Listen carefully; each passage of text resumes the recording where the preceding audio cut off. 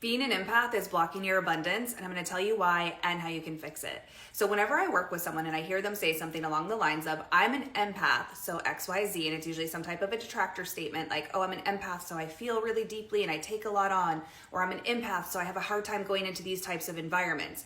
I know immediately they have not stepped into their power, because that means that they believe something outside of them is more powerful than them. And where you have one mindset, it likely exists somewhere else. So that same person will often say things like, well, I'm posting all the content, but I guess the algorithm doesn't want to push me out, or I want to get new clients, but nobody is booking and nobody seems to want this.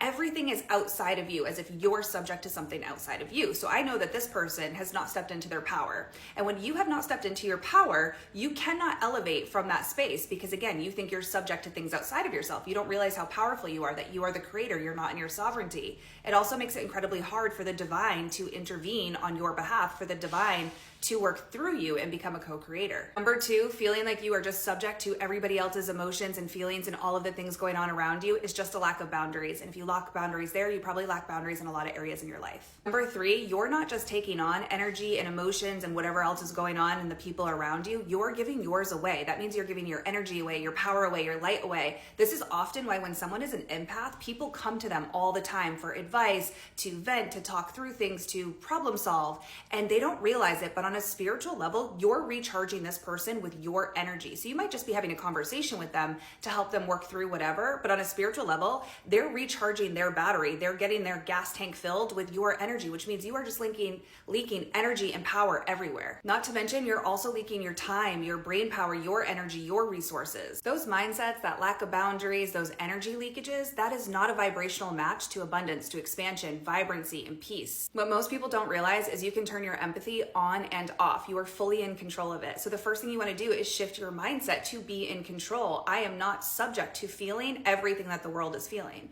I am in control of when I tap into my empathy as a gift, as a superpower versus a experience that I'm subject to. Holding that mindset shift is the most important part, but I'm going to give you 2 ways you can start practicing this today so you can develop the skill of turning this on and turning it off. Number one, when you walk into a room, I want you to set the intention that you are going to stay sovereign in your own energy. Say to yourself, I am not open to feeling all of the feelings that are going on in this room. 2, when you do walk in and you inevitably start to feel some of the energies, I want you to shut it down. And I want you to say, oh, I can feel that this person's in a bad mood. I can feel this person's having a bad day. Whatever it is that you might feel, I want you to shut it down and say, I can be aware of their feelings. I do not have to tap into them. I do not have to take them on, and I do not have to feel them. And I will not alter my energy to match whatever vibration they're in. So I'm going to stay in my sovereign energy. I'm going to shut it down, and I'm going to continue on with my day the way I was planning to.